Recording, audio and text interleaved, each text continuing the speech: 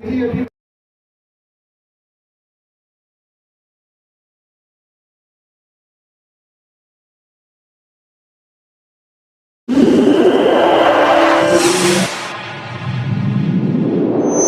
News channel पर जो भी वक्ता ने कहा वो उसकी अपनी राय है, जिसकी पुष्टि नेशन न्यूज इंडिया नहीं करता। धन्यवाद।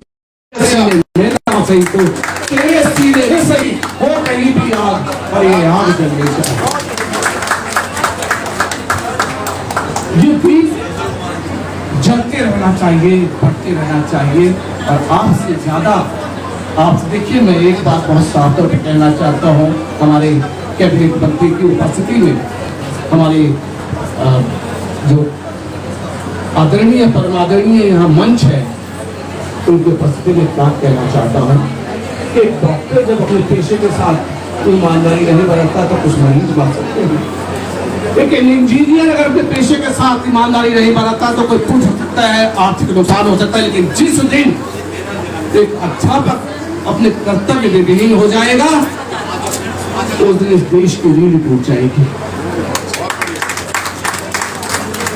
तुम शिक्षक विद्वान, तुम्हारी प्रतिभा से लोहा भी सोना। तुम शिक्षक विद्वान, तुम्हारी प्रतिभा से लोहा भी सोना।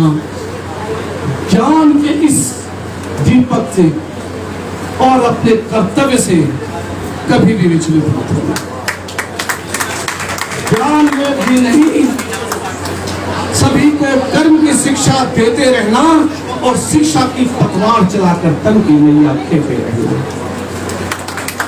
बहुत विषम परिस्थितियां है, बड़ी जटिल परिस्थितियां है, चुनौतियां बढ़ती चली जा रही हैं। आप देखें कोरोना काल से लेकर के और आज तक।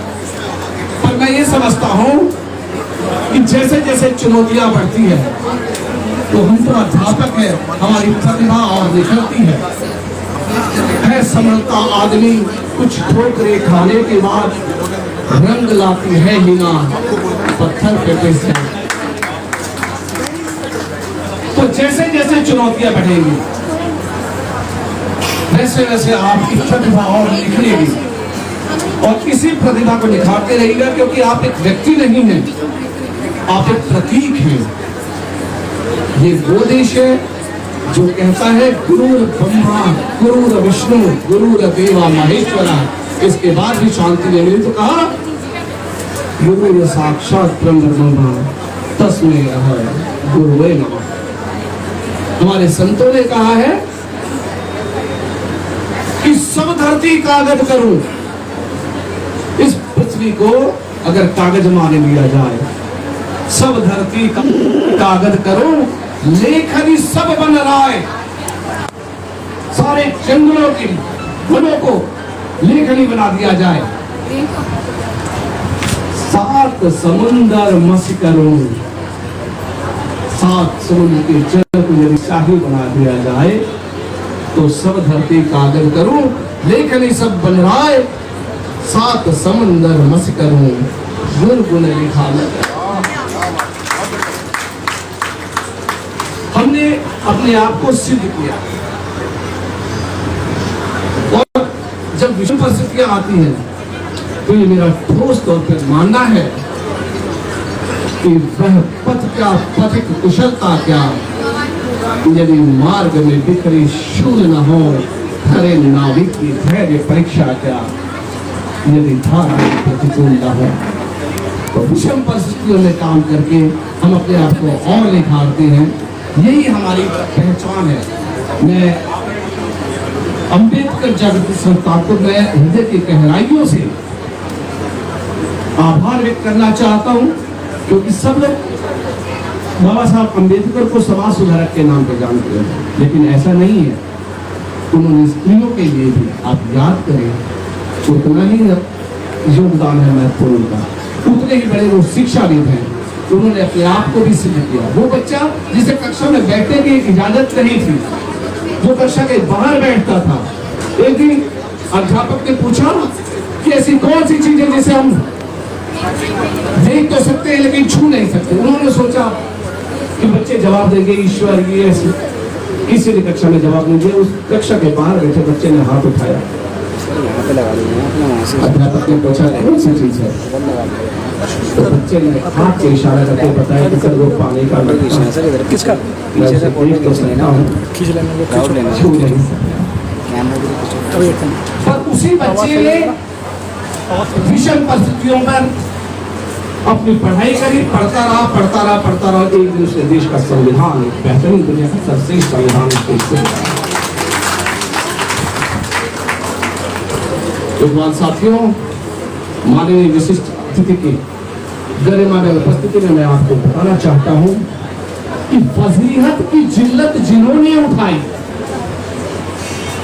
जमाने में मिली है उन्हें ही पढ़ना,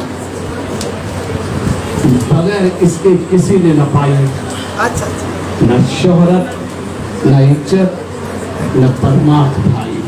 और यहाँ जहां जमाने में फूल जितने भी खिले हैं तो वो सारे ही शिक्षक के खुद से गए। इसलिए अपने आप को सिद्ध करिएगा, अपने आप जहां भी आप रहें इन विषम परिस्थितियों में मिलकर चले। इस देश को भी प्यास कहती कि चलो रेत नहीं छोड़ी जाए वरना हिस्से में समुद्र नहीं आने वाला। तो जहां भी रहें अपने आप को सिद्ध करके रखें, सब गर्व करें। हमारे ऊपर देखिए, जब चुनाव आयोग से कहा गया तुम्हें आप टीचर्स की ड्यूटी क्यों लगाते हो, स्कूलों का नुकसान होता है, बच्चों का नुकसान होता है, छात्रों का नुकसान होता है। चुनाव आयोग ने कहा कि सर यदि टीचर्स की ड्यूटी नहीं लगाएंगे तो हम कभी भी कदापि चुनाव नहीं करवा सकते, क्योंकि ये सब